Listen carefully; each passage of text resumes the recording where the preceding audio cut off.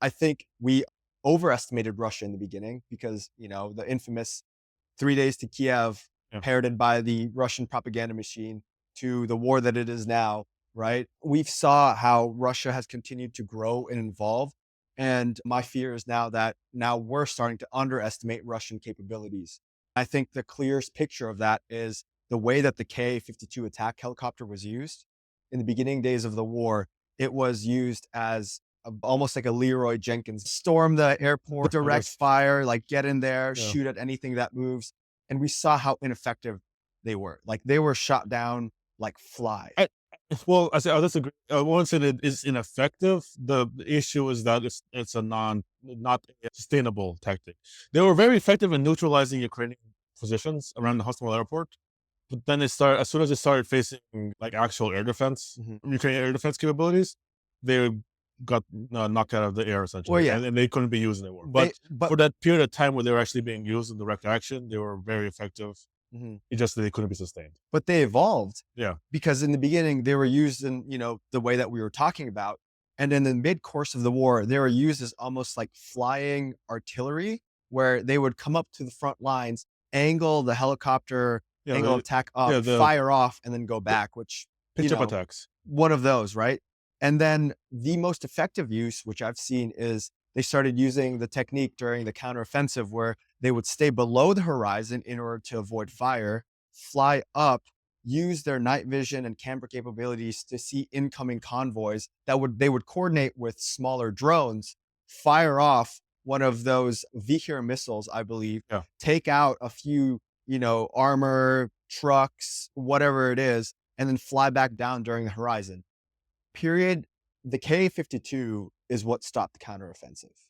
But Yeah, yes. I'll say the K-52 really kind of proved two things. Is that first is that the Apache and Hellfire design Mhm, was I guess I was saying peak, mhm. because the K-52 has issues because it needs to guide the missile in the Yes. liquor in.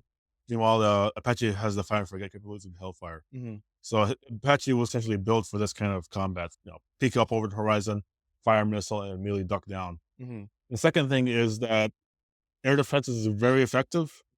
And he was only able to accomplish that when the Ukrainians pushed out of their air defense bubble. mhm, This is a thing you saw and see a lot in the war, mhm. of especially like FPV usage or drone usage. Yes. Is those mainly occur in periods of time when both sides are using operating drones. Mhm. Since that's when both sides turn off their jammers and EW and all that. Speaking of jammers, when we talk about the absolute cluster that was the initial Russian invasion, Yeah. right? Like the logistics things. The tanks did not have fuel, soldiers did not have bullets. There was this now infamous 40-mile traffic jam on the way to Kiev Yeah. where Russian units were picked apart by, anti-tank teams of, Yeah. one or two people. The Russians managed to jam the Ukrainians, but they also jammed their own equipment, Yeah. Yeah. right? So it works, but There was a 2 week period where they either were jamming everything in the air or mm, jamming nothing whatsoever. And the main thing about the Russian invasion was the Russian perception of reality. mhm, There was no planning whatsoever for the war. You didn't have fuel, you didn't have ammunition, you didn't even have orders or plans. mhm. I mean, you had the Russian units. There was plenty of videos, but I remember one. The Ukrainian was driving past. I think it was like a broken down or Yes. out of fuel BTR, Mhm. and shit. And the crew had to ask the Ukrainians for directions to where Kiev was, because Right. they had no idea where they were. And you saw that repeat, Mhm. you know, all throughout the front. Сломались, пацаны, сломались. Закончил стоял. Можно тащить на Россию обратно. А вы знаете, куда вы едете? Yeah. Куда? Mhm. Of the northern area, because no one knew what they were doing, and Mhm. that's exactly what enabled Ukraine to pick them off with independent teams. When it was ATGM, like Mhm. Javelin and such, you had also what allowed Bayraktar to wreak havoc on the columns Right. because they were just idle with no air defense or electronic warfare or anything, Mhm. sitting Right. ducks. But again, the thing is that at the same time you had actual fighting going on east and south, and kind of limited fashion in around Kiev at the hospital airport. Mhm. And say what you will about both sides, but both say what you will about both sides, but back then, both sides fought very hard and very well Mhm, for those positions, east and south, if you want. mhm, mhm, So that's the north and east and south. I remember, especially when you saw all that craziness of going up north around Kiev and such. mhm, Everyone was wondering, questioning what the hell was going on east and south. And then only after a few weeks that we started getting news from it about, all the heavy fighting going on. And I think a lot of that, I need to take a look at the map real quick. I know the big one everyone remembers was Mariupol. mhm, Yeah. Yeah, Mariupol was kind of the big moment of, I think for me and for a lot of people, kind of realizing that, the war, like that it was one of the moments that kind of indicated that both sides were committed to a mhm, proper war, because you had Azov and all the other Ukrainian units, all the way to that steel plant, and you had Russia deciding to go all the way in there as well. mhm. Anything you want to elaborate on?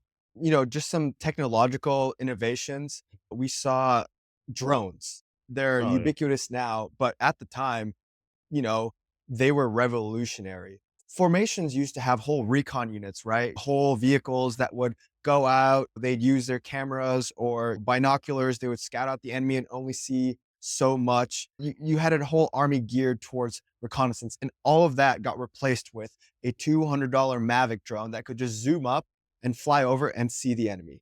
Artillery, like armies focus so much on making our artillery as accurate as possible using various computers, various strategies.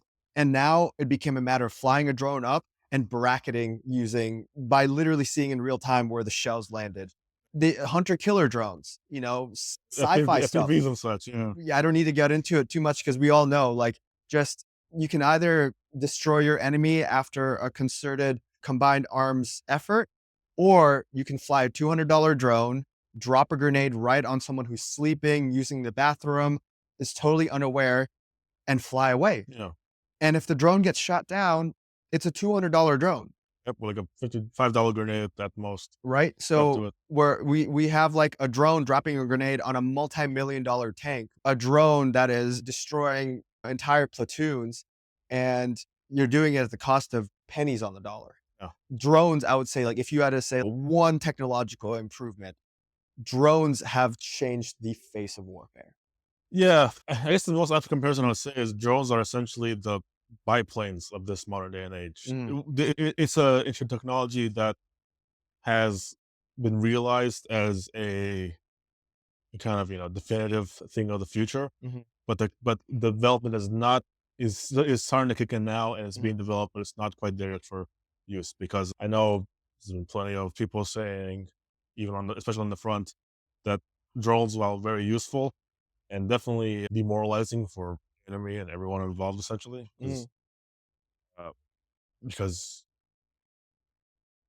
it's a lot easier to be targeted as an individual now than mhm. it was, even 5 years ago. Yep.